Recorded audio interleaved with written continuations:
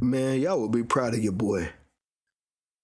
One thing that I set out for myself to work on, it's been a hell of a struggle, I cannot lie, is to stop the phrase of like, man, I know I said a lot. Hopefully that wasn't too much, or um, I know I've been going down a rabbit hole, but man, I've worked so much on getting rid of that term, that phrase or those phrases. And I realize for myself now that I was lessening my value and lessening my experiences the more that I continue to do that. But what happens, and the reason why that plays out, is because you're just in spaces where people don't have those capacities, or they can't do that, or they just don't give a damn. And that's okay because it's not meant for them. But when you get around people that truly do appreciate that, people that do value that, you realize that, like, oh, okay. Like, yeah, there's maybe areas in which I talked about in the previous episode where I can work on the way in which I may convey certain topics, but that's such a small percentage. People actually enjoy hearing me talk. Hey, you know what? The folks that made me try to feel less than I was, or try to like say something negative, like, fuck them.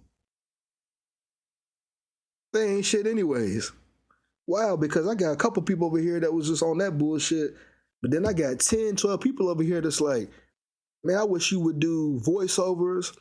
I wish you would tell more about your stories. I wish you would talk even more wild like we know how you do. Like, I wish you would. I'm like, you know what? I appreciate that a ton. And then something that I focused on a lot too was just sense and body language.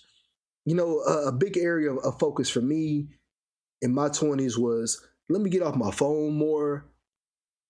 Let me actually focus and listen into what people are saying, because I used to be a person that was very distracted. I could be out with someone and have to ask somebody multiple times about what they said, and then try to put pieces together, because I'm someone that, like, I don't necessarily have to have a whole experience, or I don't have to read something fully. I can skim through it, and then I can be able to grasp pretty much about how a situation is. What I will say, and this is holding myself accountable, and I know other people may do this, even when you think that you can be very skilled at that, you can think that can be really good for you, it's not. It's not 100% of the time, because oftentimes you put yourself in a space where, because something sounds familiar, you feel as if you've heard it before, you've been through it, or you feel as if it's something that you can make sense of, but there's going to be a lot of details in which you miss out on. And when I took time to finally work on that, the reason why I can make sense out of it is because I would intentionally be around people or friends and tell them a story or two, but I may even tell them a whole different type of story and know that I'm going in saying that, and then couldn't wait for them to tell me, oh man, DeMarcus, I remember you telling me that. You told me that before. Knowing for a fact I'd never even told them that story. That may be a time where I'll go in and then um, saying something completely off record, and knowing for a fact I didn't even tell them that story. And so that's where, like, you learn even for yourself how much paying attention makes sense, because you see, even when you become more detailed, how a lot of people lack communication skills properly. So what I would do is I made sure that for myself, that when I'm sitting down with people, and I would say like 98% of the time I'm like this, but if I'm sitting in front of you and we're having a conversation, or if I'm sitting next to you, I'm listening to everything you're saying. I'm locked in with it. I'm focused on what you're saying, and I'm really grasping all the different pieces that you're telling me. Now, sometimes what I got to do when I'm on like FaceTime with someone, I will say, like, just staring at someone at the screen the whole time, you're not gonna get that out of me. You will get it from me from a few minutes, from a good part of the conversation, but more than likely I'm going to be scrolling on my phone, looking at something else. Now, if it's something very serious, like, you got all my attention. But I will even say with that, I'm not doing it the entire time, so I'm able to really like be locked in. But in life in general, like day-to-day conversation, I'll be like fully focused on the conversations. Like, eye contact is a big thing for me. And I realized that even more as a man, like when you're talking to women and when you are just even being in the presence of a woman, that eye contact is dangerous.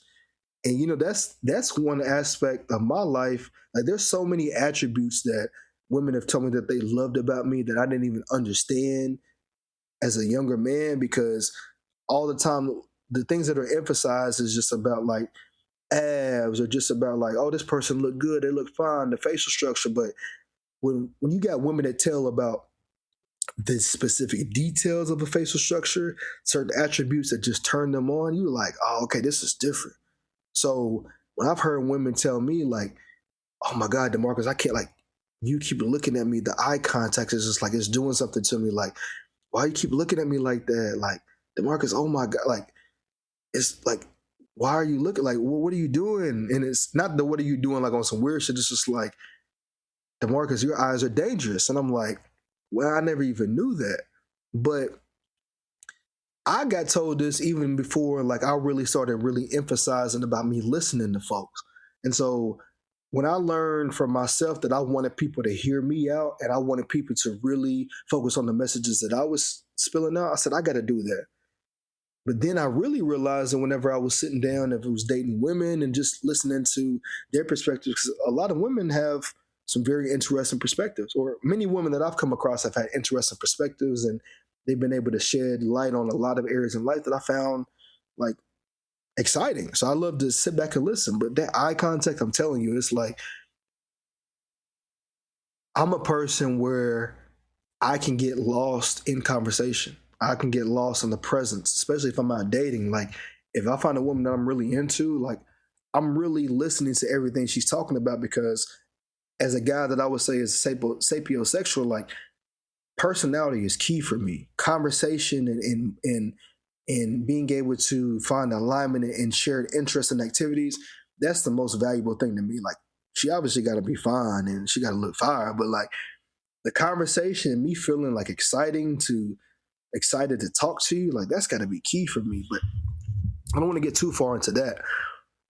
What I was talking about as far as a way for me to level up is just being able to listen more, being able to have those areas of life where I can really put more emphasis on when it comes to, like I said, the communication. And again, when you find the people that like to hear you speak and talk, you like, oh, okay, like how somebody else may be putting me in this category, that ain't even what it is, because some people truly enjoy what you got to say.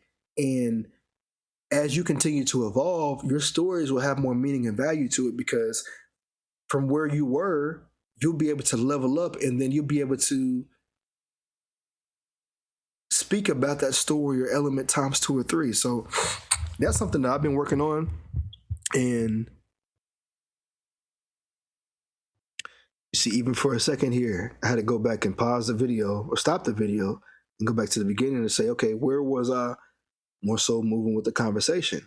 And it was talking about like working on not saying, did I say too much, or hopefully I didn't say too much, or all that type of stuff. And I will say that the older that I've gotten, and not until I had gotten to New York City, and I always say this, it's not, once I got to New York City, it wasn't the women that I dated in New York City, but I just started to be in the presence of women that were willing to hear and love what I wanted to say.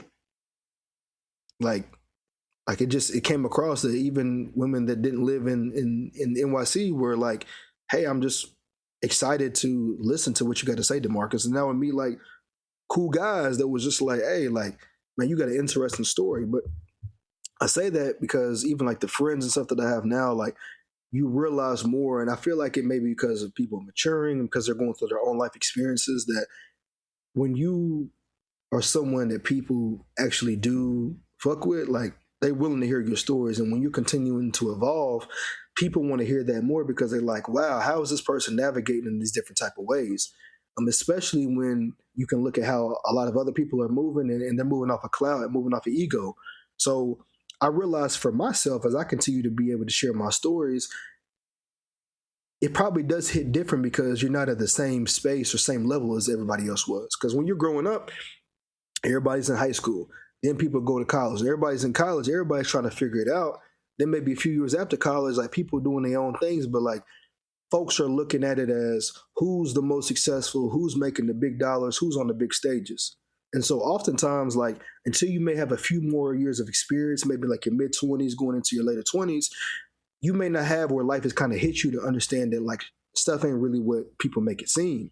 So then, this is just my opinion, people may be more amped to kind of listen to stories that they may have not heard before, listened to before, or they may be willing to listen to stories that they heard from you before. But because you're constantly evolving, they're like, hey, that may make more sense for me to listen to. And like, as I've continued to grow and evolve, like I've even seen like some friends that I felt like, they really wouldn't like really locked in like that. Like they've come full circle. They would even tell me how much that they appreciate me and vice versa. And so sometimes it's about also allowing people to grow. Now, in saying that, there will get to a point to where you see that like people that move like that or people in your life that show up for you, they can expose how bare minimum other people are moving.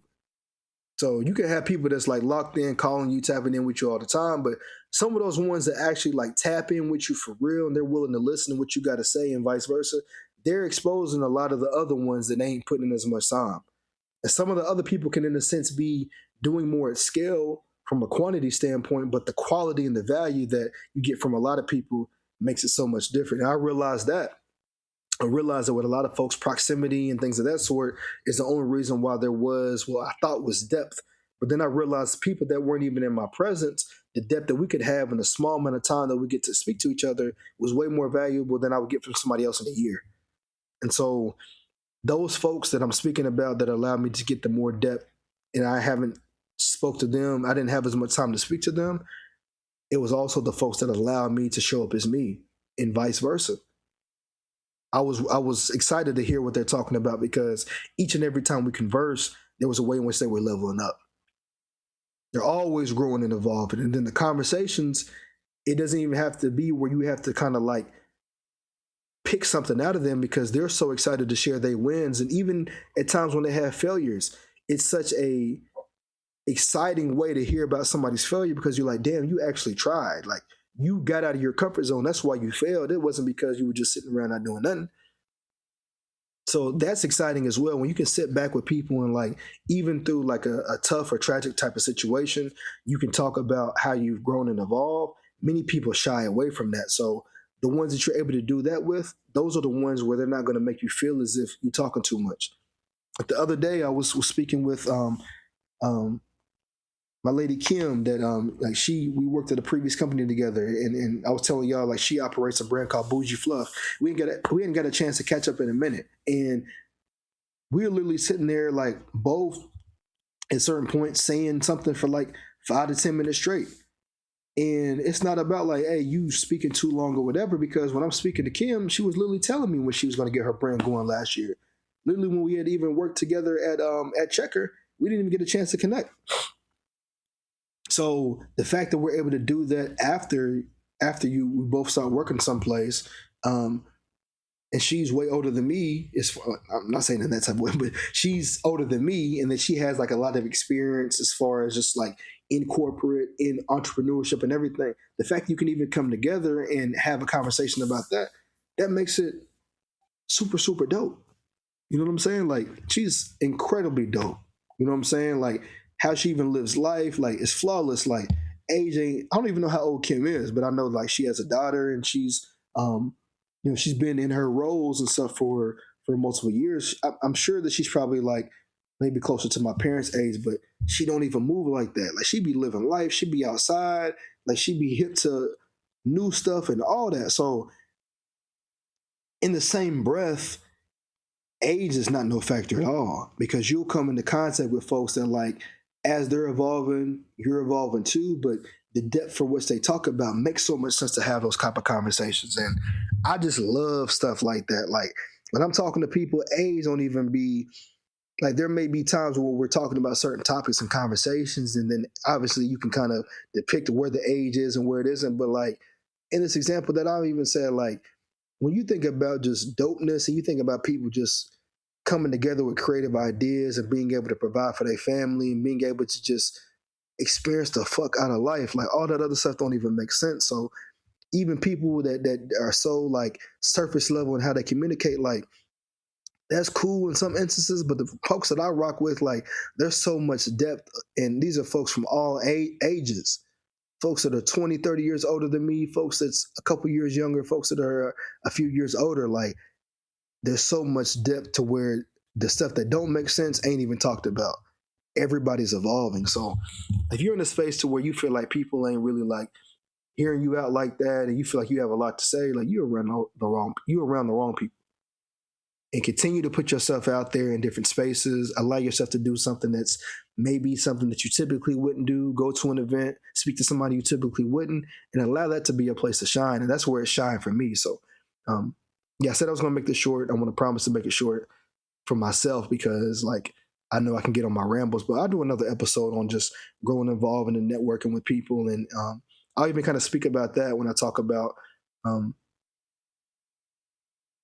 like me and moving and evolving, going to college, and me being able to have my experiences that I have in New York now. So appreciate y'all. This is the life of a multifacet. Shout out to my faceteers. If you're not part of the faceteer gang, all you got to do is just say that you are. So that's where we're starting at. So it's your boy DeMarcus. I'm going to holler at y'all. Hey.